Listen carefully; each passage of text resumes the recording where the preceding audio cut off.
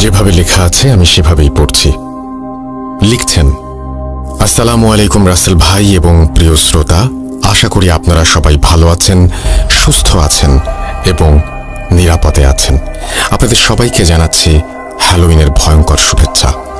আমি মোস্তফা আলম রোমান, বর্তমানে ভূত.com-এর একজন মডারেটর হিসেবে নিয়োজিত আছি।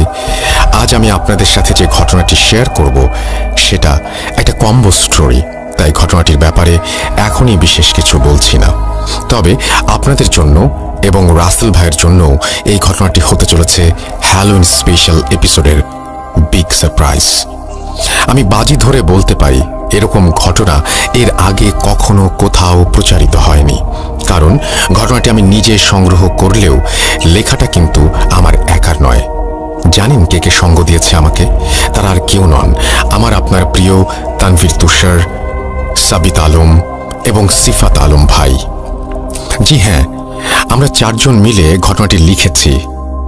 অর্থাৎ আজকে হ্যালোউইন স্পেশাল এপিসোডে এই ঘটনার মাধ্যমে আপনারা আপনাদের সব পছন্দের স্টোরি টেলারদের লেখকি ভঙ্গির স্বাদ একসাথে গ্রহণ করতে পারবেন। আর আপনাদের জন্য এই সারপ্রাইজের আয়োজন করার মূল পরিকল্পনাকারী সিফাত ভাইকে জানাই অসংখ্য অসংখ্য ধন্যবাদ। যা হোক, এবার ঘটনায় আসা যাক। ঘটনাটি আমি সংগ্রহ করেছি আমার পরিচিত একজন বড় ভাইয়ের কাছ থেকে। পেশায় তিনি একজন ডাক্তার, তার নাম ডাক্তার উৎপল বিশ্বাস। ভূত এফএম এবং ভূত.com-এর অনেক বড় একজন ভক্ত হবার কারণে তার বহুদিনের ইচ্ছে ছিল ঘটনাটি শেয়ার করার, কিন্তু পর্যাপ্ত সময় আর বাংলা লিখতে খুব একটা পারদর্শী না হওয়ায় তিনি ঘটনাটি লিখে পাঠাতে পারেননি। কিছুদিন আগে একটি বিয়ের অনুষ্ঠানে গিয়ে অনেক বছর পর তার সাথে আমার দেখা হয় এবং তিনি আমাকে চিনতে পেরে এগিয়ে এসে কথা বলতে শুরু করেন। একটা সময় তিনি বলেন, তোমার সাথে যোগাযোগের অনেক চেষ্টা করেছি, আজ অনেকদিন পর তোমার সাথে দেখা। তুমি এখন ভূত.com-এর মডারেটর। আমি তোমার সবগুলো ঘটনা শুনেছি এবং আমার কাছে চমৎকার লেগেছে। আমার কাছেও একটা রোমহর্ষক এবং হৃদয় বিদারক ঘটনা আছে। তুমি যদি লিখে পাঠাও তাহলে আমার অনেক দিনের স্বপ্ন পূরণ হবে। উৎপল ভাইয়ের কথা শুনে আমার আর তর্স হয়েছিল না, তাই অনুষ্ঠান শেষে বিকেলবেলা তাকে নিয়ে একটা চায়ের দোকানে বসে পড়ি ঘটনা শোনার জন্য। ভেবেছিলাম ঘটনাটি তিনি আমাকে ঠিক যেভাবে বলেছেন আমিও ঠিক সেভাবেই লিখে পাঠাবো, কিন্তু সারপ্রাইজটাকে তো এভাবে হাতছাড়া হতে দেয়া যায় না। তাই ঘটনাটা কিছুটা নাটকীয় ভঙ্গিতেই শুরু করা যাক।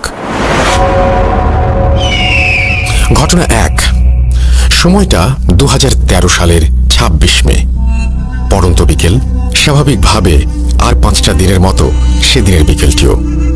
রৌদ্রতাপে পিচ ঢালা রাস্তায় মানুষের চলাফেরা যেন নিত্যদিনের মতো।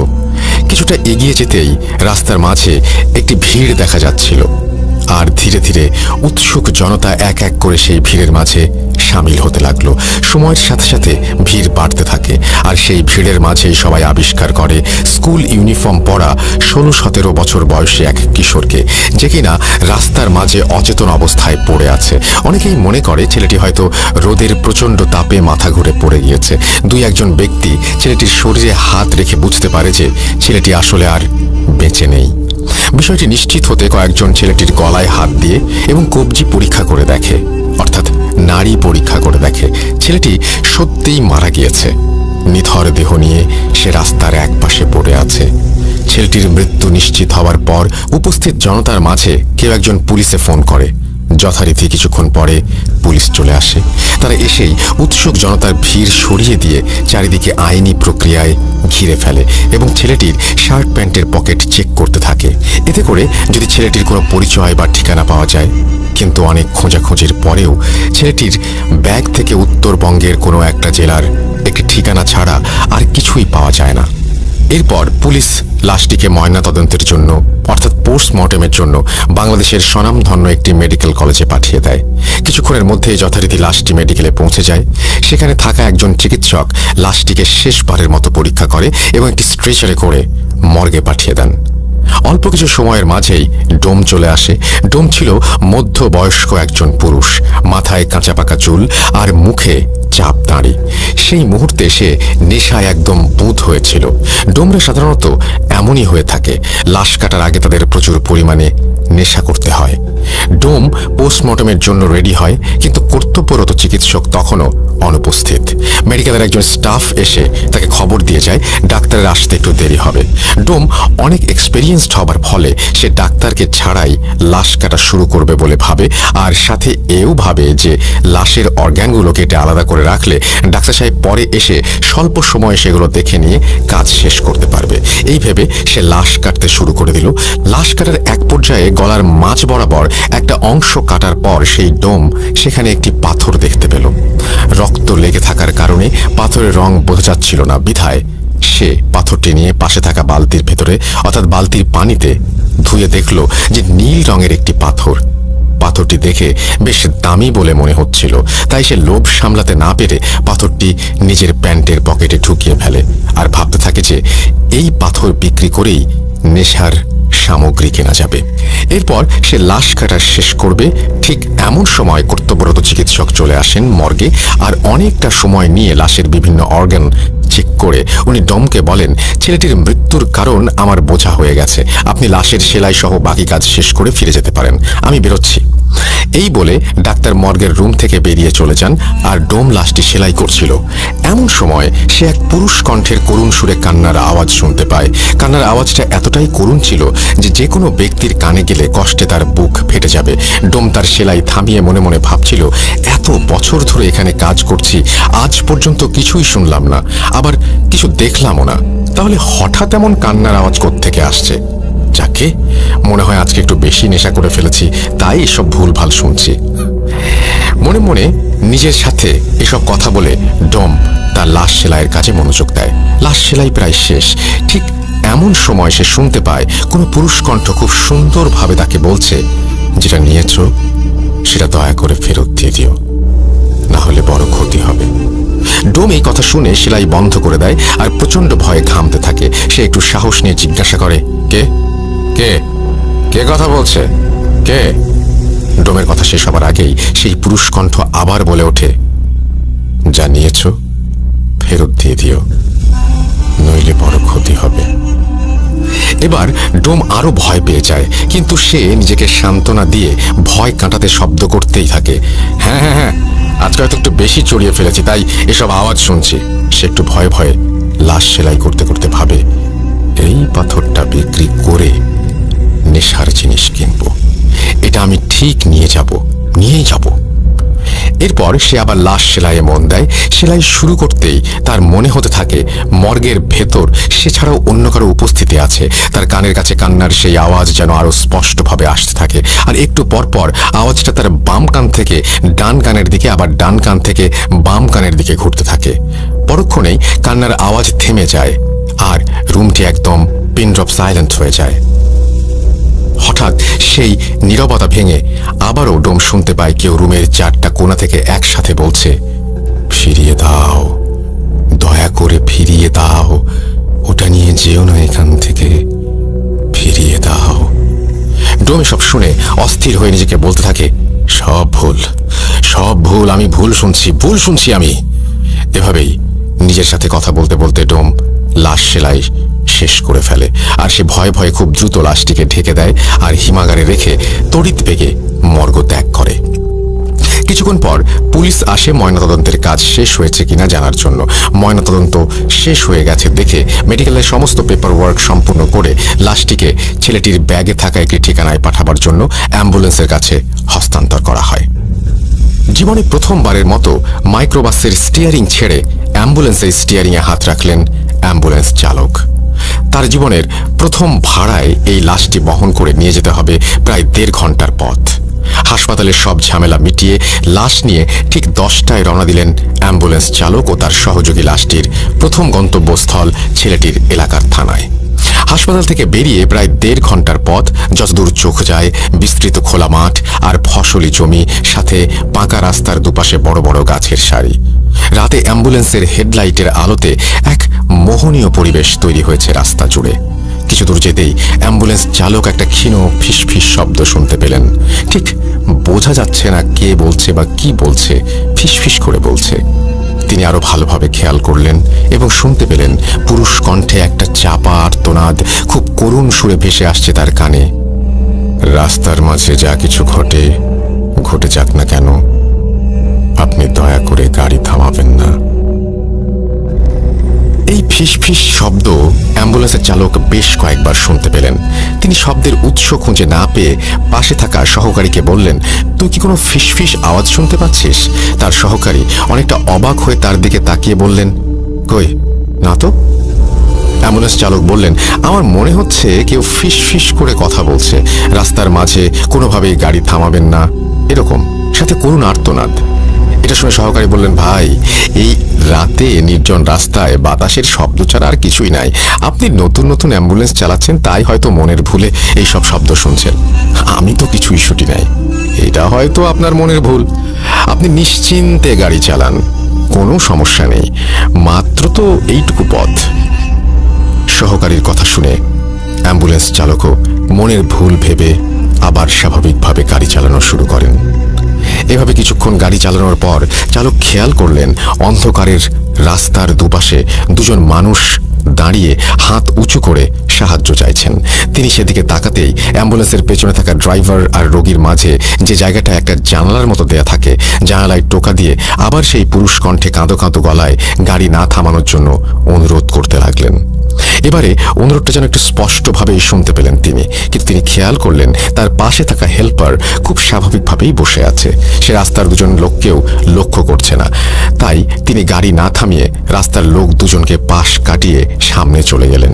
কিছু দূর গাড়ি চালানোর পরে চালক খেয়াল করলেন রাস্তার পাশে আবারও সেই দুইজন লোক আগের মতোই হাত তুলে দাঁড়িয়ে সাহায্য চাচ্ছে। তবে এবার ব্যাপারটি চালক এবং হেল্পার দুজনেই একসাথে দেখে। ঠিক সেই সময়ে চালক আবার শুনতে পান সেই করুণ সুর পুরুষ কণ্ঠ বলে চলেছে, আমি আপনাকে হাত জোর করে অনুরোধ করছি, দয়া করে গাড়ি থামাবেন না। চালক এবারও মনের ভুল ভেবে গাড়ি থামাতে চাওয়ার কথা হেল্পারকে বলে। হেল্পার বলে, ভাই, গাড়ি থামিয়েন না, নির্জন রাস্তা, রাতে এমন করে অনেক ডাকাতি হয়। কিন্তু চালক একজন মহিলা মানুষকে সাথে দেখে তাদের কাছে গিয়ে গাড়িটা দাঁড় করালেন। চালক এবং হেল্পার খেয়াল করলেন রাস্তায় দাঁড়িয়ে থাকা লোক দুজন মাঝবয়সী পুরুষ এবং মহিলা। পুরুষ লোকটি এগিয়ে এসে জানালেন সম্পর্কে তারা স্বামী স্ত্রী এবং কিছুক্ষণ আগেই তার স্ত্রীর মা মারা গিয়েছেন, তাই রাস্তার পাশে দাঁড়িয়ে তারা যাওয়ার জন্য একটা গাড়ির খোঁজ করছিলেন। চালক ও হেল্পার এতক্ষণে মহিলার দিকে খেয়াল করে দেখলেন তার পরনে সুন্দর একটা গাঢ় নীল রঙের শাড়ি। চালক এবং হেল্পার দুজনেই বেশ অবাক হলো এই ব্যাপারটা দেখে। মহিলার মা মারা গিয়েছেন, অথচ তিনি এত সুন্দর করে গাঢ় নীল শাড়ি পরে এসেছেন।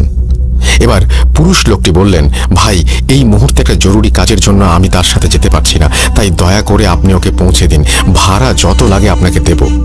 চালক তখন বললেন, কিন্তু সমস্যা হলো অ্যাম্বুলেন্সের সামনে তো কোনো জায়গা নেই, আর পেছনে একটি লাশ। লোকটি চালকের কথা শেষ না হতেই বলে উঠলেন, আরে সমস্যা নেই, ও লাশের সাথে যেতে পারবে, ওর মা মারা গিয়েছে, এখন ওর মনের ভেতরে আর ভয় ডর বলতে কিছু নেই, আপনি দয়া করে ওকে নিয়ে যান। হেল্পার নেমে পেছনের দরজা খুলে দিলেন এবং মহিলা গাড়িতে উঠে বসলেন। লোকটাও ভাড়া মিটিয়ে উল্টো পথে হাঁটা শুরু করলো। চালক আবার অ্যাম্বুলেন্স চালাতে শুরু করলেন। এভাবে কিছুক্ষণ গাড়ি চালানোর পর চালক এবং হেল্পার গাড়ির পিছনে একটা ধস্তাধস্তির শব্দ শুনতে পেলেন। মনে হচ্ছে পেছনে দুজন লোক গাড়ির মাঝে কিছু একটা নিয়ে কাড়াকাড়ি করছে। গাড়িটা যেন ধস্তাধস্তির কারণে একটু দুলছে এদিক ওদিক। সাথে সাথে চালক আবার শুনতে পেল সেই করুণ শব্দ। সেই পুরুষ কণ্ঠে আবারও কাঁদো কাঁদো গলায় কেউ বলে চলেছে, এ আপনি কাকে গাড়িতে ওঠালেন, দয়া করে গাড়ি থেকে নামিয়ে দিন, মহিলাকে নামিয়ে দিন। এত করুণ সুরে কাঁদতে কাঁদতে বলা হলো কথাটা যে উপেক্ষা করতে পারল না চালক। তখনও গাড়ির ভেতর হালকা ধস্তাধস্তির শব্দ হয়েই চলেছে। এর মাঝেই রাস্তার পাশে গাড়ি থামিয়ে দিলেন তিনি। গাড়ি থামিয়ে দেওয়ার সাথে সাথেই পেছনের ধস্তাধস্তির শব্দটাও থেমে গেল। ঠিক তখনই পেছন থেকে রাগান্বিত কণ্ঠে মহিলাটি বলে উঠলেন, কি ব্যাপার, আপনি গাড়ি থামালেন কেন? চালক আমতামতা করে কিছু বলতে যাবেন, ঠিক সেই সময় মহিলা আরো ক্ষিপ্ত হয়ে বললেন, আপনাকে বললাম না আমার মা মারা গেছেন, তারপরেও আপনি এমন করে গাড়ি থামিয়ে রেখেছেন, দ্রুত চলুন। গাড়ি চালানো শুরু করার পরে আবার সেই ধস্তাধস্তির শব্দ। এক পর্যায়ে মহিলা পেছন থেকে বলে উঠলেন, গাড়ি থামান, আমি এখানে নেমে যাব। মহিলার কথা শুনে চালক গাড়ি থামিয়ে দিলেন। চালক এবং হেল্পার অবাক হয়ে খেয়াল করলেন রাস্তার দুপাশে কোনো বাড়ি ঘর নেই, দুপাশে শুধুই ফসলি জমি। হেল্পার নেমে পেছনের দরজাটা খুলে দিতেই মহিলা গাড়ি থেকে নেমে মুহূর্তেই রাস্তার পাশে থাকা ফসলি জমির অন্ধকারে মিলিয়ে গেলেন।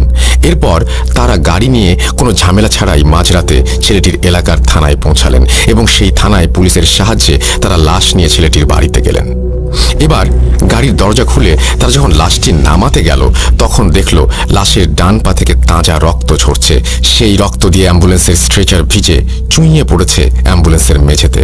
সবাই ঘটনাটা দেখে রীতিমতো অবাক, কারণ ছেলেটি মারা গেছে অনেক আগে। মৃত্যুর এতটা সময় পর এমনিতেই একটা মৃতদেহের রক্ত জমাট বেঁধে যায়, সেখানে মৃতদেহ থেকে এমন তাজা রক্ত পড়া সত্যিই ভয়ঙ্কর এবং প্রায় অসম্ভব একটা ব্যাপার। তারা রক্তের উৎস খুঁজতে গিয়ে দেখল লাশের ডান পায়ের উরুর কাছে গোল করে একটা ক্ষত। দেখে মনে হচ্ছে অনেক সময় জোক রক্ত চুষে খেলে যেমন হয়, ক্ষতটি ঠিক তেমনই একটি ক্ষত। আর তখনও সেখান থেকে তাজা রক্ত ঝরেই চলেছে। লাশকে গোসল করিয়ে কাফন পরিয়ে জানাজা শেষ করে মাঝরাতেই কবর দেওয়ার জন্য কবরস্থানে নিয়ে যাওয়া হয়। যেহেতু রাতেই কবর দেওয়া হবে তাই চালক এবং হেল্পার চিন্তা করলেন কবরটা দিয়েই যায়। লাশ যখন কবরে নামিয়ে বাঁশের খাড়াল বিছিয়ে কবর দেয়া হচ্ছে, চালক আর হেল্পার তখন কবর থেকে একটু দূরে দাঁড়িয়ে হঠাৎ খেয়াল করলেন তার থেকে কয়েকটা কবর সামনেই 16-17 বছর বয়সী একটা ছেলে মাটিতে বসে এক দৃষ্টিতে তাকিয়ে আছে তাদের দিকে আর অঝরে কেঁদে চলেছে।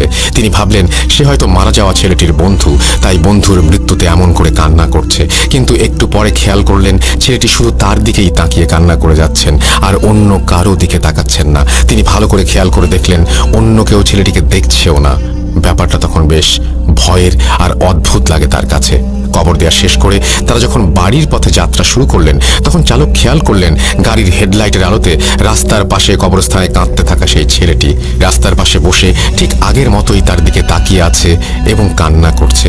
সে কিছুক্ষণ পরপরই রাস্তার পাশে এমন করে ছেলেটিকে দেখছিল। চালক তখন অনেকটা ভয় পেয়ে যান।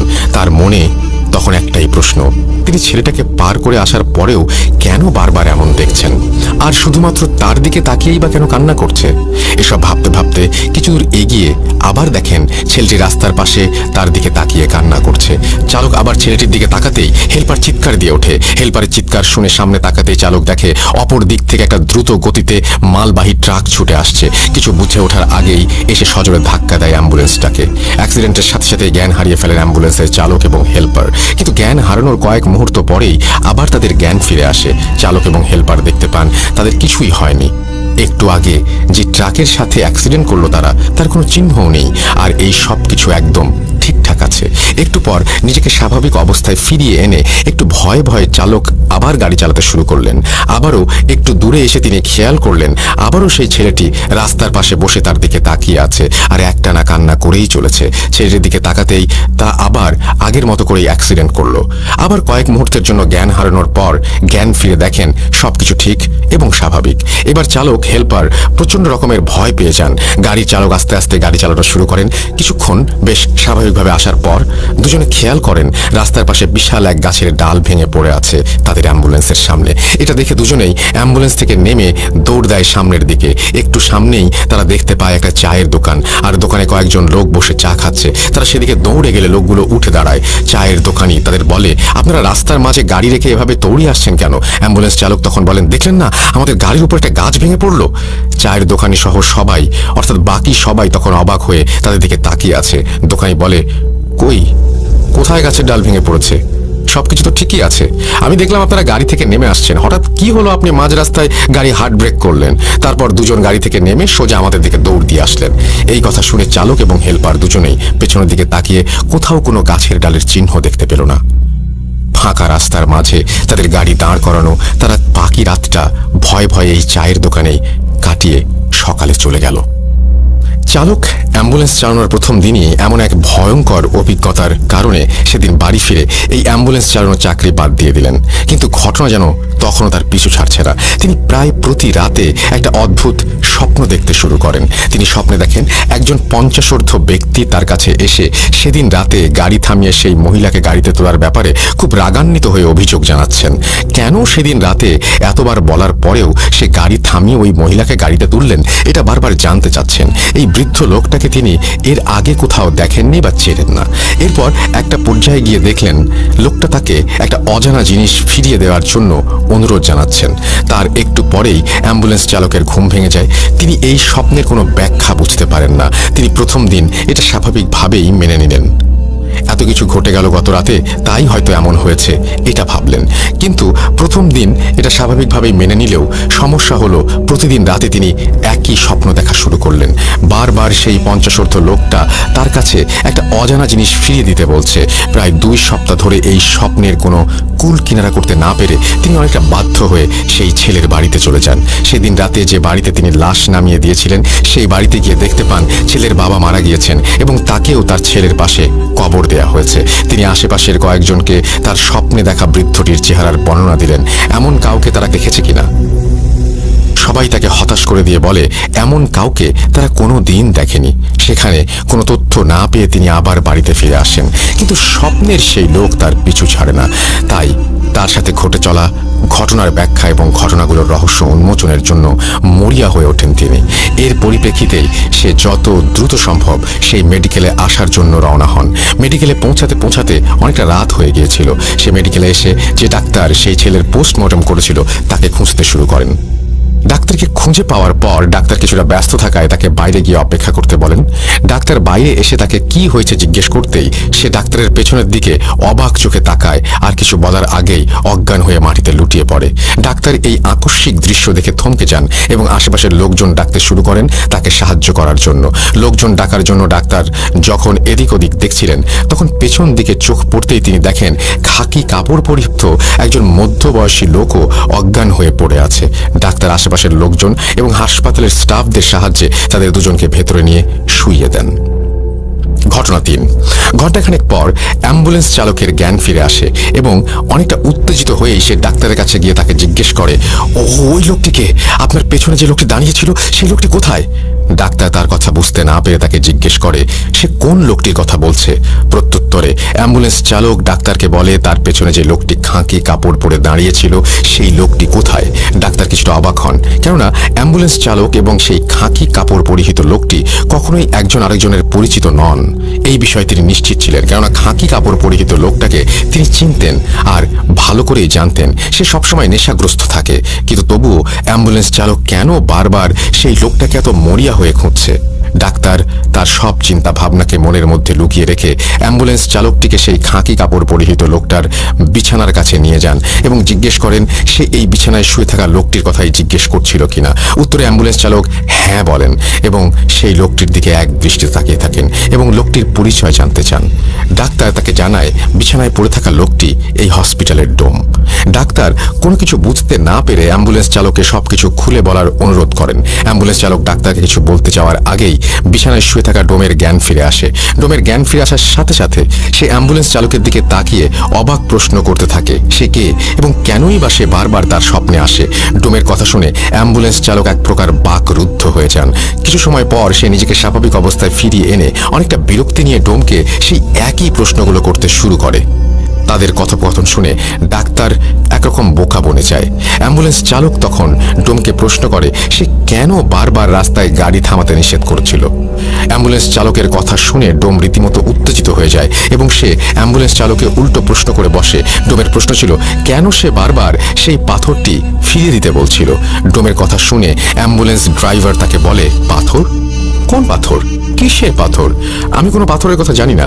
আপনি আমাকে কি যেন বলছিলেন তার কোনো কিছুই আমি বুঝতে পারছিলাম না, আমার মাথায় ঢুকছিল না। ডোম এবং অ্যাম্বুলেন্স চালকের কথা শুনে ডাক্তার এবারে ডোমকে সবকিছু খুলে বলার অনুরোধ করেন। ডোম তখন অ্যাম্বুলেন্স চালককে উদ্দেশ্য করে বলতে থাকেন 2 সপ্তাহ আগে হাসপাতালে 16-17 বছর বয়সী একটি ছেলে আসে, অর্থাৎ তার লাশ আসে। সেদিন আপনার আসতে একটু দেরি হয়, আমি একাই সেই লাশটি কাটা শুরু করি, কেননা আমার এর আগে 200-র ওপর লাশ কাটার অভিজ্ঞতা আছে। লাশটি কাটতে কাটতে যখন আমি লাশের গলার দিকে কাটা শুরু করি তখন আমি গলার ভেতর শক্ত একটা কিছু পাই। জিনিসটা কি তা দেখার জন্য আমি সেটি পানি দিয়ে ভালোভাবে ধুয়ে পরিষ্কার করি এবং দেখি জিনিসটি ছিল ছোট একটি পাথর যার রং ছিল নীল। পাথরটি দেখে আমার কাছে অনেক দামি মনে হয়েছিল, আর তাই আমি পাথরটি নিজের কাছে রেখে দেওয়ার সিদ্ধান্ত নেই। যেহেতু মাঝে মাঝে আমি একটু নেশা করি, তাই পাথর বিক্রি করে আমার অনেক দিনের নেশার টাকা হয়ে যেতে পারে ভেবে মনে মনে খুশি হচ্ছিলাম। কিন্তু পাথরটি নেয়ার পর থেকেই আমি শুনতে থাকি একটি পুরুষ কণ্ঠ আমাকে কান্না জড়িত কণ্ঠে পাথরটি ফিরিয়ে দিয়ে যেতে বলছে। নেশার ঘরে থাকায় এসব আমি পাত্তা দেইনি। লাশ কাটা শেষে বাড়ি ফিরে আসার সময় একটি স্বর্ণের দোকানে যাই পাথরটি বিক্রি করার জন্য। ভেবেছিলাম পাথরটির দাম হয়তো 30 থেকে 40,000 টাকা হবে, কিন্তু স্বর্ণের দোকানে যাওয়ার পর স্বর্ণকার আমাকে পাথরটির জন্য 5,000 টাকা দিতে চান। পছন্দ মতো দাম না পাওয়ায় আমি বাড়ি ফিরে এসে পাথরটি আমার ড্রয়ারে রেখে দেই। পরের দিন আমি অন্য আরেকটি স্বর্ণের দোকানে যাই এবং সেখানেও পাথরটির জন্য 5,000 টাকা দিতে চাই। এবারে আমি অন্য কোনো কিছু না ভেবে পাথরটি বিক্রি করে দেই 5,000 টাকাতেই। পাথরটি বিক্রি করে মনে মনে কিছুটা খুশি হই, কেননা সেই মুহূর্তে 5,000 টাকাই আমার জন্য অনেক টাকা ছিল। পাথর বিক্রি করে সেই টাকা থেকে আমি বাসায় আবার 300 টাকা খরচ করি এবং বাসায় এসে ঘুমানোর আগে আমার ড্রয়ারে 4,700 টাকা রেখে দেই। পরের দিন সকালে আমি যখন বাইরে যাওয়ার জন্য ড্রয়ার খুলে টাকা নিতে যাই, তখন আমি দেখি ড্রয়ারে কোনো টাকা নেই, আর টাকার জায়গায় সেই নীল পাথরটি রাখা। এই দৃশ্য দেখে আমি প্রচণ্ড রকমের অবাক হয়ে যাই এবং পাথরটি কিভাবে আমার ড্রয়ারে ফিরে এলো এটি নিয়ে ভাবতে থাকি। কিন্তু আমার মাথায় কোনো কিছুই আসছিল না, কেননা পাথরটি আমি নিজে না নিয়ে এলে কোনোভাবেই এখানে আসার সম্ভাবনা নেই। তবুও আমার স্ত্রীকে রেখে জিজ্ঞেস করি কেউ এসে পাথরটি দিয়ে গিয়েছিল কিনা। পরক্ষণেই আবার মনে পড়ে আমি তো কাউকেই আমার বাসার ঠিকানা দেইনি, তাহলে এই পাথরটি কেউ এসে কিভাবে দিয়ে যাবে। এসব ভাবতে ভাবতে আমি আবার পাথরটি বিক্রি করতে আগের স্বর্ণের দোকানে যাই। স্বর্ণের দোকানে যাওয়া মাত্রই স্বর্ণকার এবং দোকানের অন্য লোকজন আমাকে একরকম বেঁধে ফেলে। আমি তাদের কাছে কারণ জিজ্ঞাসা করলে তারা বলে আমি নাকি গতকাল রাতের বেলা তাদের দোকানের সামনে গিয়ে স্বর্ণকারকে ফোন দেই এবং তাকে পাথরটি ফিরিয়ে দিতে বলি, এবং পাথর ফিরিয়ে না দিলে আমি নাকি দোকান ভাঙচুর করব হুমকি দেই। স্বর্ণকার ওই রাতেই দ্রুত এসে আমাকে পাথরটি ফিরিয়ে দেওয়ার পর আমি নাকি তাকে 4,700 টাকা দেই, আর স্বর্ণকার বাকি 300 টাকা কোথায় জানতে চাইলে আমি নাকি স্বর্ণকারকে দুটো চড় মেরে সেখান থেকে পাথরটা নিয়ে চলে আসি। স্বর্ণকারের কথা বিশ্বাস না করায় সে আমাকে তার দোকানের সিসিটিভি ফুটেজ দেখাতে চায়, আর আমিও রাজি হয়ে যাই। কিন্তু অবাক করা ব্যাপার হলো সেদিন রাতের কোনো ফুটেজই ক্যামেরায় ধরা পড়েনি। এরপর আমি স্বর্ণকারকে বুঝিয়ে শুনিয়ে পাথরটি আবার তাকে দিয়ে 4,700 টাকা নিয়ে বাসায় চলে আসি। বাসায় ফিরে আসার আগে আমি আবার সেই 300 টাকা খরচ করেছিলাম। ঘুমানোর আগে আমি টাকা ড্রয়ারে রেখে দিয়েছিলাম এবং সকালে উঠে আবারও পাথরটি নিয়ে আবার স্বর্ণকারের কাছে যাই। এবারে স্বর্ণকার আমাকে তার কয়েকজন লোক দিয়ে মারধর করতে শুরু করে। আমি তাকে মারধরের কারণ জিজ্ঞাসা করলে সে আমাকে বলে আমি নাকি গতকাল রাতেও আগের মতোই এসে তাকে ফোন দেই এবং পাথরটি ফেরত চাই। এবারে স্বর্ণকার তার সাথে আরও 2জন লোক নিয়ে আসে যেন আমি তাকে আর মারতে না পারি, কিন্তু এবারও নাকি আমি তাকে 4,400 টাকা ফেরত দিতে গেলে সে বাকি টাকাটা কোথায় জিজ্ঞেস করার পর আমি একাই স্বর্ণকার এবং তার সাথে থাকা 2 ব্যক্তিকে মেরে সেখান থেকে চলে আসি। এবারে আমি আর পাথরটি বিক্রি করিনি। পাথরটি পাওয়ার পর থেকেই আমি রাতের বেলা স্বপ্ন দেখতে শুরু করি, আর স্বপ্নের সেই ব্যক্তিটি আর কেউ না, তিনি হচ্ছেন অ্যাম্বুলেন্স চালক। আপনি আমার স্বপ্নে এসে পাথরটি ফেরত দিতে বলছেন। আমি মনের ভুল ভেবে বারবার এসব কিছু অগ্রাহ্য করে যাচ্ছিলাম, কিন্তু প্রতিদিনই আমি স্বপ্ন দেখি আপনি আমাকে বারবার পাথরটি ফেরত দিতে বলছেন। আপনি কেন আমার সাথে এরকম করছেন? কে আপনি? কি চান আমার কাছে? অ্যাম্বুলেন্স চালক ডোমের এই কথাগুলো শুনে কোনো অর্থই খুঁজে পাচ্ছিল না এবং সে নিজের দেখা স্বপ্নের কথাও ডোমকে জানায়। ডাক্তার তখন চুপচাপ দাঁড়িয়ে তাদের কথা শুনছিল। এবার সে বলতে শুরু করে ওই লাশের পোস্টমর্টম হবার পর থেকে আমার সাথেও ছোটখাটো কিছু ঘটনা ঘটছে। যেদিন আমি লাশটার পোস্টমর্টম করি সেদিন থেকেই আমি রাতের বেলা প্রায় সময়ই দেখতাম 16-17 বছর বয়সী একটি ছেলে, যার হাতে অনামিকা আঙুলটি কাটা, এবং সে আমার বারান্দায় বসে কাঁদছে এবং আমার দিকে তাকিয়ে হাত এমনভাবে ইশারা করছে যেন সে আমাকে তার কাছে ডাকছে কিছু বলবার জন্য। আমি মনের ভুল ভেবে অন্যদিকে মনোনিবেশ করার পরেও তাকে বারবার দেখতে পাচ্ছিলাম। সে আমাকে বলে মর্গ থেকে নাকি তার একটি জিনিস হারিয়ে গিয়েছে এবং সেটি এই হাসপাতালের সাথে জড়িত কারো কাছেই আছে। সে কান্না করতে থাকে এবং আমাকে তার জিনিসটি খুঁজে দেওয়ার জন্য অনুরোধ করতে থাকে। আমি প্রায় প্রতি রাতেই তাকে আমার বারান্দায় একই অবস্থায় বসে কান্না করতে দেখি এবং সে আমার কাছে বারবার তার হারানো জিনিস খুঁজে দেওয়ার অনুরোধ করে।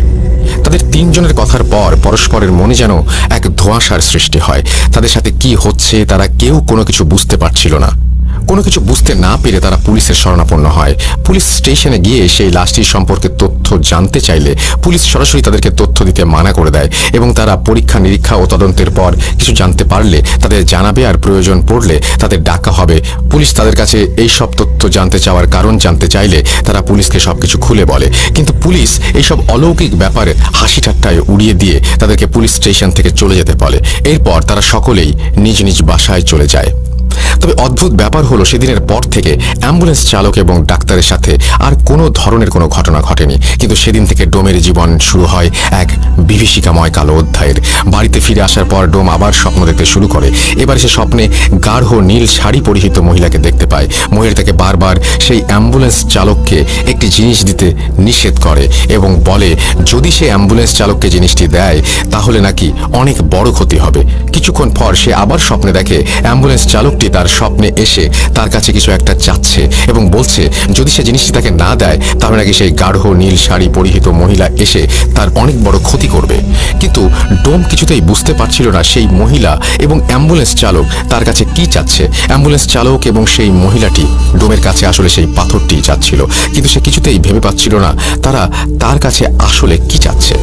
ডোম কেন সেই পাথরটির কথা মনে করতে পারছিল না সেই বিষয়ে আমি কিছুক্ষণ পরেই আসছি। এরপর থেকে ডোম প্রতিদিনই একই স্বপ্ন দেখতে থাকে। নীল শাড়ি পরিহিত মহিলা বারবার তাকে এসে সাবধান করে দিচ্ছিল এবং তার কাছে জিনিসটি চাচ্ছিল, আর এটাও বলছিল জিনিসটা তাকে না দিলে সে তার অনেক বড় ক্ষতি করবে।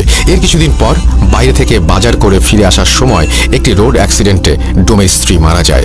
ডোম তখন বুঝতে পারে তার কাছে যে জিনিসটি চাওয়া হচ্ছিল তা না দেওয়ার জন্যই হয়তো নীল শাড়ি পরিহিত মহিলা তার স্ত্রীকে মেরে ফেলেছে।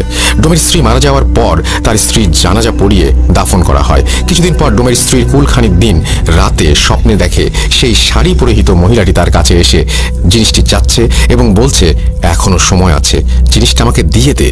অ্যাম্বুলেন্স চালককে ভুলেও এই জিনিস দিবি না, জিনিসটা তুই আমায় দে।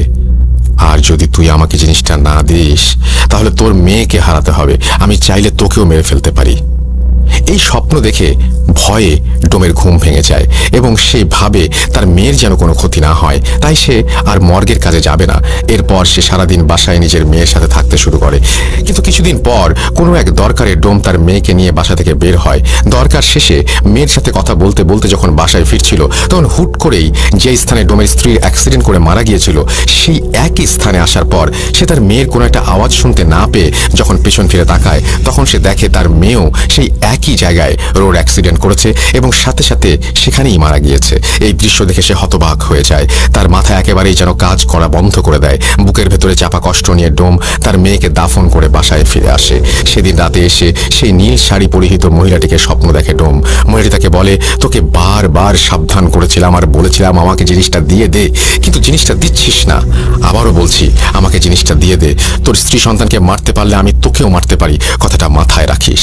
তোর পরিবার তো শেষ হয়েই গিয়েছে, কিন্তু তুই মারা গেলে তো সবই শেষ। আমি চাইলে তোকে মারতে পারি, কিন্তু তোকে আমি মারছি না, কারণ আমার দরকারি জিনিসটা তোর কাছেই আছে। বাঁচতে চাইলে জিনিসটা আমাকে দে, আর খবরদার জিনিসটা অ্যাম্বুলেন্স চালককে দিবি না।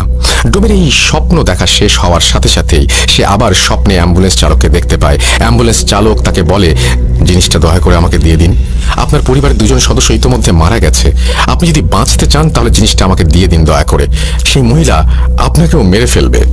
কিন্তু ডোম কিছুতেই বুঝতে পারছিল না তার স্বপ্নে দেখা দুইজন ব্যক্তি তার কাছে কি চাচ্ছে আর সে কিভাবেই বা সেই জিনিস তাদেরকে দেবে। এসব চিন্তা তাকে প্রায় পাগল করে ফেলে। তাই সে একদিন তার বন্ধুর কাছে তার সাথে ঘটে যাওয়া ঘটনাগুলো শেয়ার করে। ডোমের বন্ধু তার কথা শুনে এক হুজুরের সাথে দেখা করার পরামর্শ দেয় এবং বলে তার নাকি একজন পরিচিত হুজুর আছে, সে চাইলে নাকি তার বন্ধু তার সাথে দেখা করিয়ে দেবে। ডোম তার বন্ধুকে সেই হুজুরের সাথে দেখা করিয়ে দেওয়ার কথা বলে, কেননা সে এসব আর সহ্য করতে পারছিল না। পরের দিন সকালে ডোমের বন্ধু তাকে ফোন দিয়ে বলেন তার এলাকার মসজিদের ইমামের সাথে তিনি কথা বলেছেন এবং ইমাম সাহেব ডোমের সাথে বিকেলে দেখা করতে চেয়েছেন। বিকেলের দিকে ডোম একটু ঘুমিয়ে পড়ে এবং স্বপ্নে সেই মহিলা তার সামনে হাজির হয় এবং তাকে বলে না না না না, ভুলেও এই কাজ করিস না, ওই হুজুর তোর কোনো উপকার করতে পারবে না, বাঁচতে চাইলে জিনিসটা আমাকে দে, আর এই হুজুরের সাথে দেখা করতে যাস না, কোনো লাভ নেই। স্বপ্ন দেখে ভয়ে ডোমের ঘুম ভেঙে যায়। সে ভাবে যত দ্রুত সম্ভব তার হুজুরের সাথে দেখা করা উচিত। এই ভেবে ডোম খুব দ্রুত বাসা থেকে বের হয় হুজুরের কাছে যাবার উদ্দেশ্যে। কিন্তু রাস্তায় যেখানে তার স্ত্রী এবং মেয়ে রোড অ্যাক্সিডেন্ট করে মারা গিয়েছিল, সেখানেই কাকতালীয়ভাবে তার সাথেও একটি দুর্ঘটনা ঘটে এবং সে পায়ের হাঁটুর নিচ থেকে পুরো অংশ চিরকালের জন্য হারিয়ে ফেলে। রাস্তার আশেপাশে থাকা মানুষজন তাকে ধরাধরি করে হাসপাতালে নিয়ে যায়। আর হাসপাতালে থাকা অবস্থায় ডোম স্বপ্নে দেখে সেই নীল শাড়ি পরিহিত মহিলা তার স্বপ্নে এসে তাকে বলছে, তোকে মানা করেছিলাম হুজুরের কাছে যেতে, তোর এই ভুলের জন্য তুই নিজেই নিজের ক্ষতি করে বসলি। তোকে আগেও বলেছি আমি চাইলে তোকেও মেরে ফেলতে পারি, কিন্তু আমার অতি প্রয়োজনীয় জিনিসটা তোর কাছেই আছে, আমি তোকে এই জন্য মারছি না, জিনিসটা আমাকে দিয়ে দে। অ্যাক্সিডেন্টের পর ডোম প্রায় 3 দিনের মতো হাসপাতালে থাকে। এরই মধ্যে ডোমের সেই বন্ধু তার অ্যাক্সিডেন্টের খবর পেয়ে দ্রুত মসজিদের সেই ইমাম সাহেবকে নিয়ে হাসপাতালে চলে আসে। ইমাম সাহেব এসে ডোমের সাথে কি কি ঘটেছে বা ঘটে চলেছে তার সবকিছু জানতে চাইলে ডোমটাকে সবকিছু খুলে বলে। ঘটনা 4। ডোমের কাছ থেকে সবটা শোনার পর ইমাম সাহেব তাকে সান্ত্বনা দিয়ে সাময়িক সময়ের জন্য বাইরে বেরিয়ে আসেন। কিছুক্ষণ পরে তিনি ভেতরে গিয়ে যা বলেন তা শুনে সবাই প্রায় বাকরুদ্ধ হয়ে যায়। তিনি ডোমের বন্ধুকে ডেকে বলেন, আপনার বন্ধুকে কালো জাদু করা হয়েছে। শুধু তাই নয়, এই মুহূর্তে তার অবস্থাও খুব একটা ভালো নয়, যতটা তাড়াতাড়ি সম্ভব তার চিকিৎসার ব্যবস্থা করতে হবে। এরপর তিনি ডোমের কাছে গিয়ে বলেন, আপনার বাড়িতে কোনো পাথর আছে, নীল রঙের পাথর? ইমাম সাহেবের এই প্রশ্ন শুনে ডোম রীতিমতো হকচকিয়ে যান, কারণ ঘটনাগুলো বিস্তারিতভাবে বললেও তিনি ইমাম সাহেবকে নীল পাথরের কথাটি বলেননি। তাহলে তিনি পাথরটির ব্যাপারে কিভাবে জানলেন? কথাটি ভাবার সময় ইমাম সাহেব যখন আবারও তাকে এই প্রশ্ন করেন, তখন ডোম সবটা শুরু থেকে বলতে থাকেন। ডোমের কাছ থেকে পাথরের ব্যাপারটি শুনে ইমাম সাহেবের কপালে হালকা চিন্তার ছাপ দেখা যাচ্ছিল। এদিকে ছুটি কাটিয়ে ডাক্তার উৎপল বিশ্বাস যখন হাসপাতালে এসে জানতে পারলেন সেই ডোম অ্যাক্সিডেন্ট করেছে, তখন তিনি তার কেবিনে গিয়ে ইমাম সাহেবকে দেখতে পান। তিনি ডোমের বন্ধুর কাছ থেকে সবটা শোনার পর বুঝতে পারেন ঘটনা অন্যদিকে মোড় নিয়েছে। তাই তিনি ইমাম সাহেবের কাছে গিয়ে নিজের সাথে ঘটে যাওয়া এবং সেই অ্যাম্বুলেন্স চালকের সাথে ঘটে যাওয়া ঘটনাগুলো এক এক করে বলতে শুরু করেন। ডাক্তারের কাছ থেকে সবকিছু শোনার পর ইমাম সাহেবের আর বুঝতে বাকি রইল না যে আসলে কি ঘটতে চলেছে। তাই তিনি আর দেরি না করে ডাক্তারের পারমিশন নিয়ে ডোমকে বাড়িতে নিয়ে যান। তিনি যখন ডোমের ঘরে পা রাখেন, ঠিক তখনই তিনি বুঝতে পারেন সেই বাড়িতে ঢুকতে অদৃশ্য কোনো একটি শক্তি তাকে বাধা দিচ্ছিল, যেটা কিনা তার থেকেও অনেক শক্তিশালী। তাই তিনি নিজের এবং ডোমের ও তার বন্ধুর শরীর বন্ধ করে প্রবেশের চেষ্টা করেন। তবুও শুধুমাত্র ইমাম সাহেবের ক্ষেত্রেই এক প্রকার বাধা অনুভব হচ্ছিল। পরবর্তীতে ইমাম সাহেবের ভাষ্য মতে ব্যাপারটি ছিল ঠিক দুটি চুম্বক সমমেরুর মতো। দুটি চুম্বকের সমমেরু যেভাবে একে অপরকে বিকর্ষণ করে, ঠিক তেমনি ইমাম সাহেবকে ডোমের বাড়িতে ঢুকতে দেওয়ায় বাধা প্রদান করা হচ্ছিল। পরিস্থিতির অবনতি হতে পারে ভেবে তিনি ডোম এবং তার বন্ধুকে ভেতরে পাঠান পাথরটি নিয়ে আসার জন্য। কিন্তু ঘরের ভেতর গিয়ে পাথরটি হাতে নেওয়ার সাথে সাথেই দরজাওয়ালা আপনা আপনি বন্ধ হতে শুরু করে। ইমাম সাহেব নিজের মতো করে চেষ্টার পরেও পরিস্থিতি অনুকূলে আনতে না পারায় তিনি ওস্তাদের সাথে যোগাযোগ করেন এবং তার সাহায্য নিয়ে ডোম ও তার বন্ধুকে ঘর থেকে বের করে আনেন। তবে তখনও তিনি পাথরটি হাতে নিতে পারছিলেন না। কোন একটি অদৃশ্য শক্তি পাথরটি তার হাতে নিতে বাধা সৃষ্টি করছিল। কিন্তু আল্লাহর কালামের ওপর তো আর কিছু নেই, তাই বিভিন্ন তদবিরের মাধ্যমে তিনি পাথরটি নিয়ে একটা সাদা বাক্সে বন্দি করে নেন। এই ঘটনা চলাকালীন ইমাম সাহেব নিজের তদবিরের মাধ্যমে পুরো ঘটনাটি জেনে গিয়েছিলেন। কিন্তু এই ঘটনাগুলো ঘটার পেছনে যাদের হাত ছিল, তিনি তাদেরকে খুঁজে তাদের মুখ থেকে এই ঘটনা শুনতে চেয়েছিলেন। তাই তিনি দেরি না করে 16-17 বছর বয়সী ছেলেটির বাড়িতে খোঁজ নিয়ে সেদিকে রওনা হন। সেই এলাকায় যাওয়ার পথে ইমাম সাহেব রাস্তায় একজন কিশোরকে দেখতে পান, যে কিনা তার দিকে অপলক দৃষ্টিতে তাকিয়ে কেঁদে চলেছে। কিন্তু সেই কিশোরের মলিন মুখেও মিষ্টি একটা হাসি। প্রথমে ব্যাপারটি তিনি বুঝতে না পারলেও রাস্তায় কয়েকবার ঘটনাটি লক্ষ্য করার পর তিনি সবটা বুঝতে পারেন। গন্তব্যস্থলে পৌঁছে তিনি সরাসরি ছেলেটির বাড়িতে চলে যান এবং তার মায়ের সাথে কথা বলেন। কিন্তু সেখানে গিয়ে তিনি রীতিমতো অবাক হয়ে যান, কারণ মাত্র 3 দিন আগে ছেলেটির মাও এই দুনিয়া থেকে বিদায় নিয়েছেন। ব্যাপারটি ইমাম সাহেবের কাছে যেমন কষ্টকর, ঠিক তেমনই রহস্যজনক বলে মনে হলো। তিনি কবরস্থানে গিয়ে দেখেন বাবা, মা এবং ছেলের কবর একদম পাশাপাশি। মাত্র 1 মাসের মধ্যে একই পরিবারের 3 জনের মৃত্যু। তবে ছেলের মৃত্যু ছাড়া বাকি সবগুলো প্রায় স্বাভাবিক মৃত্যুর মতো। এরপর ইমাম সাহেব তার কবর জিয়ারত করেন এবং বুঝতে না পেরে আবারও নিজের ওস্তাদের সাথে যোগাযোগ করেন। তার ওস্তাদ বলেন, তুমি পাথরের বাক্সটি বাবা মায়ের কবরের মাঝখানে রেখে সেটিকে মুক্ত করে দাও, বাকিটা সেখানে দেখতে পাবে। ইমাম সাহেব তার ওস্তাদের কথা মতো কাজগুলো করার পর যা দেখেন তা ছিল শরীর শিউরে ওঠার মতো। তিনি দেখেন পাথরটি মুক্ত করে দেবার পর কবরের পাশ থেকে করুণ সুরে আর্তনাদ এবং কান্নার আওয়াজ। ব্যাপারটি দেখে তিনি কিছুটা ভয় পেয়ে যান। তবে তিনি যখন সালাম দিয়ে কথা বলার চেষ্টা করেন তখন অদৃশ্য কেউ তার সালামের উত্তর নিয়ে কবরের পাশ থেকে বলতে শুরু করেন। কণ্ঠ ছিল একটা পুরুষ কণ্ঠের মতো। তিনি বলেন, ওয়ালাইকুম আসসালাম। আপনাকে আমি কি বলে ধন্যবাদ জানাবো আমি জানি না। শেষ পর্যন্ত আপনি আমাকে আমার গন্তব্যস্থলে পৌঁছে দিয়েছেন, কিন্তু যাদের জন্য আমার এত লড়াই তারাই আজ পৃথিবীতে নেই। এটা বলে আবারও চাপা সুরে কান্নার আওয়াজ। ইমাম সাহেব কিছু কথা বলে তাকে সান্ত্বনা দেওয়ার চেষ্টা করেন এবং জিজ্ঞেস করেন আসলে তিনি কে এবং তাদের সাথে কি সম্পর্ক। কিছুক্ষণ পর সেই অদৃশ্য পুরুষ কণ্ঠ নাম বলে আর বলতে থাকে, আমি একজন জিন। এই নীল পাথরটি আমার বাসস্থান। আমাকে আমার গুরু এই তিনজনের সেবায় নিয়োজিত করেছিলেন। তারা ছিলেন অত্যন্ত ভালো মানুষ। মূলত আমার বাবা ছিলেন ওনাদের পূর্বপুরুষের রক্ষক। বংশ পরম্পরায় আমার কাঁধেও ওনাদের রক্ষার দায়িত্ব পড়ে। আমি অনেক চেষ্টা করেছি তাদেরকে রক্ষা করার, কিন্তু কিছু বিশ্বাসঘাতকের কারণে আজ সব হারাতে হলো, এমনকি এই পরিবারটাকেও। ইমাম সাহেব সবটা শুনে সেই বিশ্বাসঘাতকের ব্যাপারে জানতে চাইলে সেই জিনটি তার কাছ থেকে 3 দিনের সময় চেয়ে নেয় এবং বলে সেই বিশ্বাসঘাতকদের ইমাম সাহেবের মাধ্যমে সে সবার সামনে নিয়ে আসতে চায়। ইমাম সাহেব বাড়ি ফিরে যাওয়ার আগে সেই জিনটি একটি নির্দিষ্ট জায়গায় পাথরটি রেখে আসতে বলেন এবং ইমাম সাহেব জিনটির কথা মতো কাজ করে বাড়িতে ফিরে যান। প্রথম দিন কোনো সমস্যা দেখা না দিলেও তৃতীয় দিন রাতে ইমাম সাহেব একটি স্বপ্ন দেখেন। তিনি দেখেন সামনে একজন নীল শাড়ি পরিহিত মহিলা এবং কালো পাঞ্জাবি পরিহিত পুরুষ দাঁড়িয়ে আছে। তাদের চেহারা একদম অস্পষ্ট। তিনি দেখলেন সেই দুজন ব্যক্তি কাকে যেন জোর করে ফাঁসিতে ঝুলিয়ে দিয়ে অট্ট হাসি হাসতে হাসতে চলে গেলেন। এরপর ঠিক ফজরের আজানের সময় তার ঘুম ভেঙে যায় এবং তিনি আল্লাহর কাছে এই ধরনের বাজে স্বপ্ন থেকে মুক্তি চেয়ে বাঁ পাশে 3 বার থুতু ফেলেন। দিনটা বেশ ভালোই কাটছিল। ওই দিন সন্ধ্যা 6:30টার দিকে তিনি মাগরিবের নামাজ পড়িয়ে বাড়ি ফেরার পথে পেছন থেকে একজনের সালাম শুনে দাঁড়িয়ে পড়েন। কণ্ঠস্বর বেশ পরিচিত। তিনি বুঝতে পারেন এ সেই নীল পাথরের ভেতরে থাকা জিন। আজ 3 দিন পূর্ণ হওয়ায় সে সেই বিশ্বাসঘাতককে ধরিয়ে দিতে এসেছে। কিন্তু প্রথমে জিনটি বলে ওঠে, হুজুর, একটি দুঃসংবাদ আছে। সেই ডোম আজ ভোর রাতে মারা গিয়েছে। সিলিং ফ্যানের সাথে তার লাশ এখনো ঝুলছে। এটা শুনে ইমাম সাহেবের ভোর রাতের স্বপ্নের ব্যাপারটা মনে পড়ে যায়। তিনি হম্বিতম্বি করে বাড়ি গিয়ে পুলিশকে ফোন করে সবটা জানায় এবং পুলিশ সেই ডোমের লাশ উদ্ধার করে। কিন্তু তদন্তের সময় পুলিশ ইমাম সাহেবকে দোষী ভেবে বসে, কারণ সেই এলাকায় কেউই ডোমের মৃত্যুর ব্যাপারটা জানে না। কিন্তু ইমাম সাহেব এত দূর থেকে সবটা কিভাবে জেনে গেলেন? তারা ইমাম সাহেবকে গ্রেপ্তার করে থানায় নিয়ে গেলেও অনেক তথ্য আর অলৌকিক ঘটনার বর্ণনা দিয়ে তিনি পুলিশের কাছে একটি ফাঁকা রুমে একা থাকার অনুমতি এবং কিছুটা সময় চেয়ে নেন। পুলিশ সবটা শোনার পর তার নিজেকে প্রমাণের জন্য একটি শেষ সুযোগ দেন এবং একটি কক্ষে একা রেখে আসে। ইমাম সাহেব সেই কক্ষে যাবার পর আসন বসিয়ে জিনটিকে ডাকেন এবং বিশ্বাসঘাতকদের ব্যাপারে জানতে চান। এবার জিনটি বলতে থাকে, এই সব কিছুর পেছনে দায়ী হচ্ছে 16-17 বছর বয়সী ছেলেটির চাচা চাচি। তারাই আমাকে বন্দি করেছে আর তারাই আমাকে মেরেছে। তারা চেয়েছিল আমাকে বন্দি করে অসৎ কাজে ব্যবহার করবে, কিন্তু আল্লাহর অশেষ রহমতে আমি বেঁচে গিয়েছি। ওই চাচা চাচি সবাইকে মেরে স্বার্থ হাসিলের পর গা ঢাকা দেওয়ার জন্য ওই ছেলের বাড়িটিই বেছে নিয়েছে। আপনি যত তাড়াতাড়ি সম্ভব পুলিশের সাহায্য নিয়ে তাদের আটক করুন, নয়তো তারা আরও মানুষের ক্ষতি করবে। জিনের কাছ থেকে সবটা শোনার পর ইমাম সাহেব তাকে বিদায় দিয়ে পুলিশকে সবটা জানান। তবে পুলিশ এ ব্যাপারে বিশ্বাস করতে নারাজ।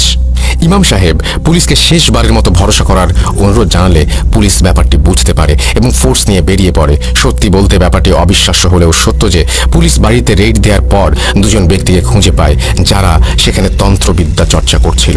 তাদের কাছ থেকে 2টো বই, একটা মাথার খুলি এবং একটি পাত্রে 3টি অনামিকা আঙুল পাওয়া যায়। 2টো আঙুল ডান হাতের এবং একটা বাঁ হাতের। পুলিশ সবকিছু সংগ্রহ করে তাদের আটকের পর ফিরে এলে ইমাম সাহেবের মাধ্যমে আস্তে আস্তে সব রহস্য উন্মোচিত হতে থাকে। সেই চাচা চাচির কাছ থেকে শোনা ঘটনার প্রতিটি অংশ গায়ে কাঁটা দেওয়ার মতো। মানুষ এতটা জঘন্য হতে পারে তা কল্পনারও বাইরে। চাচাচি ইমাম সাহেব এবং পুলিশের কাছে ঘটনাটি যেভাবে বলেছিলেন আমিও ঠিক সেভাবে লেখা শুরু করছি। চাচা, আমি তখন অনেক ছোট, পরিবারের সবচেয়ে ছোট সদস্য হওয়ায় আদরের পরিমাণটা বেশি হলেও কোনো উপহার বা আবদার পূরণের দিক দিয়ে সবার কাছে বড় ভাইয়ের কদর ছিল বেশি। আমাদের 2 ভাইয়ের মধ্যে বড় ভাইকে আব্বা সবচেয়ে বেশি ভালোবাসতেন। ভাই যা চাইতেন আব্বা তাই দিতেন। কিন্তু আমার ক্ষেত্রে এমনটা ছিল না। তাই ছোট থেকে আমার মনে একটা ক্ষোভ জমতে থাকে। বড় ভাইকে এতটা আদর যত্ন করার মূল কারণ হলো নীল পাথরের উত্তরাধিকারী। নীল পাথর হচ্ছে আমাদের পরিবারের রক্ষা কবচ। আমার দাদু একটা সময় জিন পালতেন এবং তাদের অনেকভাবে সাহায্য করতেন বিধায় উপহার স্বরূপ প্রতিটি প্রজন্মের রক্ষী হিসেবে একজন জিন পেয়ে থাকেন। আমার বাবাও পেয়েছিলেন। এদিকে পরিবারের পরবর্তী প্রজন্মের সবার বড় হওয়ায় আমার বড় ভাই ছিল পরবর্তী জিনের মালিক। এ পর্যন্ত সব ঠিক ছিল, কিন্তু মৃত্যুর আগে তিনি সম্পত্তির কিছু অংশ আমাকে দিয়ে বাকিটা বড় ভাইকে দিয়ে দিলেন। তার ধারণা ছিল যেহেতু তার মৃত্যুর পর বড় ভাই আমার দেখাশোনা করবেন, সেহেতু সম্পত্তির বড় অংশটুকু তার কাছে থাক। কিন্তু ব্যাপারটি আমি একদমই মেনে নিতে পারিনি। আমি অনেকভাবে সম্পত্তি হাতানোর চেষ্টা করেছি, কিন্তু সেই নীল পাথরের জিনের কারণে সম্ভব হয়ে ওঠেনি। এরপর ভাইয়ের বিয়ে হয়, একটা ছেলে সন্তানও হয়। এরপর আমারও বিয়ে হয়। বিয়ের পর আমার স্ত্রীকে দেখতাম সে বিভিন্ন মন্ত্র পড়ে অসুস্থ মানুষকে সুস্থ করে তুলত। তাই আমিও তার কাছ থেকে বিষয়গুলো শুনে আগ্রহী হয়ে শিখতে থাকি।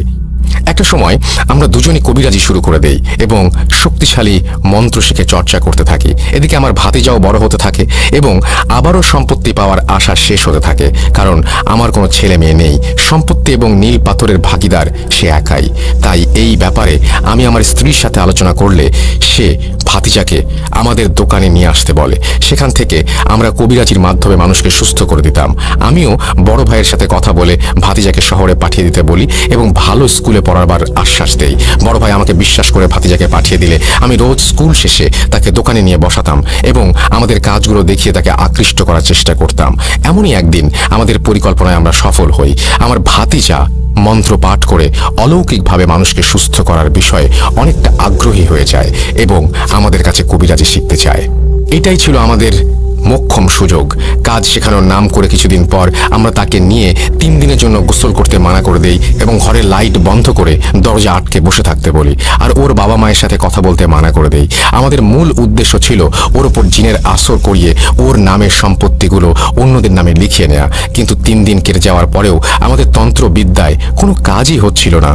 এটা দেখে আমরা দুজন বেশ অবাক হয়ে যাই।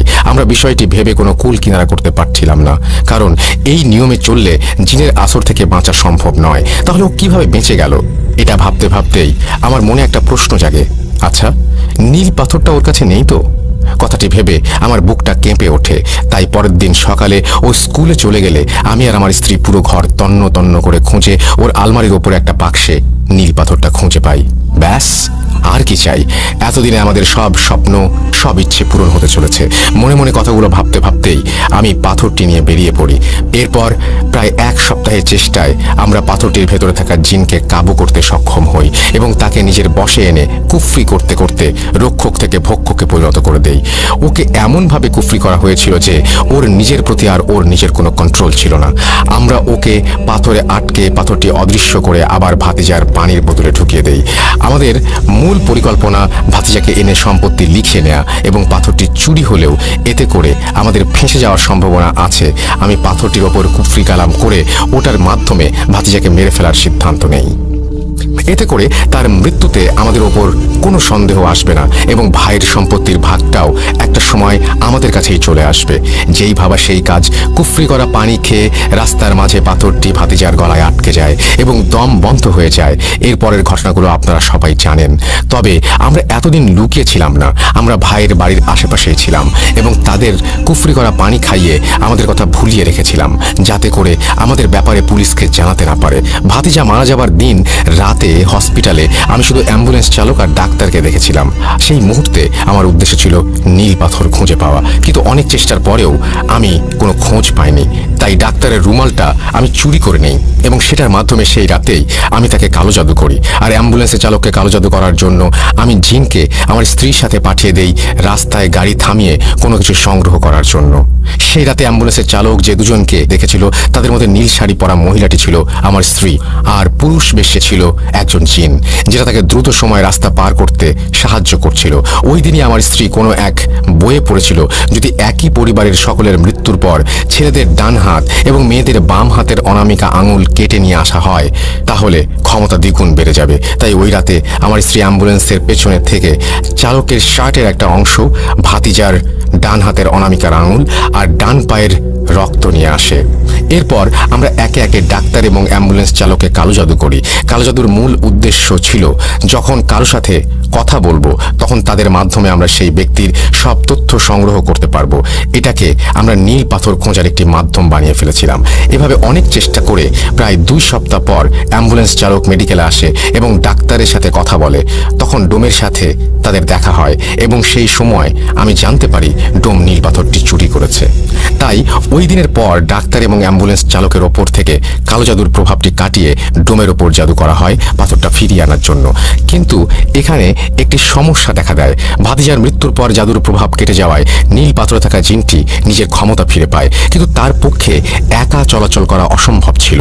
তাই আমি যখনই ডোমের স্বপ্নে গিয়ে পাথর ফিরিয়ে দেওয়ার কথা বলতাম তখন পাথরের ওই জিনটি অন্য রূপ ধরে তার কাছে গিয়ে পাথর ফিরিয়ে দিতে মানা করত।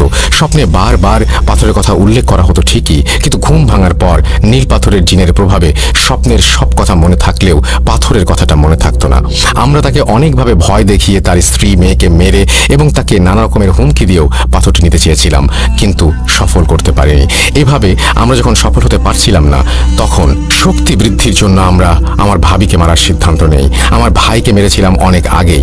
পাথরের খোঁজ করতে অনামিকা আঙুলের প্রয়োজন অনুভব করায় আমার বড় ভাইকে আগেই সরিয়ে দিয়েছি। এবার পাথরটা নিজের কাছে আনার জন্য শেষ ব্যক্তি ছিল ভাবি। তাই একদিন সুযোগ বুঝে আমাদের পোষা জিনের মাধ্যমে ভাবিকেও সরিয়ে দেই এবং বাঁ হাতের অনামিকা আঙুলটি কেটে নিই। আমরা প্রতিটা অনুষ্ঠানে উপস্থিত থাকতাম যেন কেউ আমাদের সন্দেহ না করে, আর আঙুল নেয়ার পর এমনভাবে প্রলেপ লাগিয়ে দেয়া হতো সেটা খালি চোখে দেখলে কেউ ধরতে পারবে না। এভাবে আমরা আমাদের স্বার্থ হাসিলের একদম শেষ পর্যায়ে চলে এসেছিলাম এবং সেই বাড়িতেই থাকতে শুরু করেছিলাম। তবে এই বাড়িতে থাকার ব্যাপারটি কেউ জানতো না। এত চেষ্টার পরেও শেষ মুহূর্তে নীল পাথর থেকে জিন মুক্ত হয়ে যাওয়ার কারণে সব গোলমাল হয়ে যায়। পাথরটি খুঁজে পেতে শেষবারের মতো চেষ্টা করতে বসেছিলাম ঠিকই, কিন্তু ধর্মের কাছে আমরা হার মেনে যাই। এটা ছিল সেই ছেলেটির চাচা চাচির দেয়া বয়ান এবং ঘটনার চতুর্থ এবং শেষ অংশ। কিন্তু সবচেয়ে আশ্চর্যের বিষয়, মাত্র 2 দিনের মাথায় জেলের ভেতর তাদের দুজনকে মৃত অবস্থায় পাওয়া যায়। ভেতরে গিয়ে দেখা যায় তাদের দুজনেরই মাথা বাদে শরীরের প্রত্যেকটি অঙ্গ মুচড়িয়ে উল্টো করে রাখা। এই অলৌকিক ব্যাপারটা এবং একই পরিবারের 3 জনের রহস্যজনক মৃত্যুর খবরটা প্রকাশ পাওয়ার আগ মুহূর্তে তাদের দুজনের মৃত্যু পুলিশকে নাড়া দিয়ে দেয়। কারণ জেলে থাকা অবস্থায় দুজনের আকস্মিক মৃত্যুর দায়ভার তাদের উপরেই বর্তায়। তাই নিজেদের সেফটির জন্য তারা এটিকে সুইসাইড বলে চালিয়ে দেয়। ঘটনাটি মূলত এইটুকুই ছিল। এটা আমার কাছে আজও অবিশ্বাস্য বলে মনে হলেও ধর্মের বিশ্বাসে অসম্ভব কিছুই নেই। আমি উৎপল ভাইয়ের কাছ থেকে ঘটনা শোনার পর সেই হুজুরের সাথে দেখা করেছি এবং অ্যাম্বুলেন্স চালকের সাথেও ফোনে কথা বলেছি, তাই একটু হলেও ভরসা করতে পারি। আর হ্যাঁ, আপনাদের জন্য আরও একটা সারপ্রাইজ আছে। নীল পাথর থেকে জিন মুক্তির পর সেই জিন উপহার হিসেবে হুজুরকে পাথরটা দিয়ে গিয়েছে। হুজুরের কাছে এখনও সেই পাথরটি আছে। আমি যখন হুজুরের সাথে দেখা করতে গিয়েছিলাম তখন তিনি আমাকে পাথরটি দেখিয়েছিলেন, আর আমার কাছে এই মুহূর্তে নীল পাথরের একটি ছবিও আছে। ছবিটি দেখতে চাইলে আমাদের ফেসবুক পেজে ইনবক্স করুন। আশা করি এই ঘটনাটি আপনাদের ভালো লেগেছে। হ্যালোইন স্পেশাল এপিসোডের জন্য সিফাত ভাইয়ের এত সুন্দর একটা প্ল্যানের পর আমি যখন ঘটনাটি তাদের শোনাই তখন তারা অনেক আগ্রহ নিয়ে ঘটনাটি লেখার জন্য রাজি হয়েছিলেন। তাই আমি আবারও তানভীর তুষার, সাবিত আলম আর সিফাত ভাইকে মন থেকে শুকরিয়া জানাচ্ছি। আজ এ পর্যন্তই। সবাই ভালো থাকবেন, সুস্থ থাকবেন, মোস্ট ইম্পর্টেন্টলি ভূত.com এর সাথে থাকবেন। সবাইকে আবারও হ্যালোইনের শুভেচ্ছা। আসসালামু আলাইকুম। অনেক অনেক ধন্যবাদ আপনাদেরকে। আপনারা এই চমৎকার একটি ঘটনা উপস্থাপন করেছেন এবং এই ঘটনাটি আপনারা 4 জন মিলে মোটমাট লিখেছেন এবং চমৎকার বর্ণনা, চমৎকার উপস্থাপন শৈলী এবং সবকিছু মিলিয়ে এই ঘটনাটি সত্যি আমার কাছেও খুবই ভালো লেগেছে। আশা করছি এই ঘটনাটি আপনাদের পছন্দ হয়েছে। যদি ভালো লাগে অবশ্যই আমাদের জানাবেন। আমাদের ইমেল অ্যাড্রেস হচ্ছে russell.bhoot.com@gmail.com। আমরা চলে যাব আমাদের পরবর্তী ঘটনায়।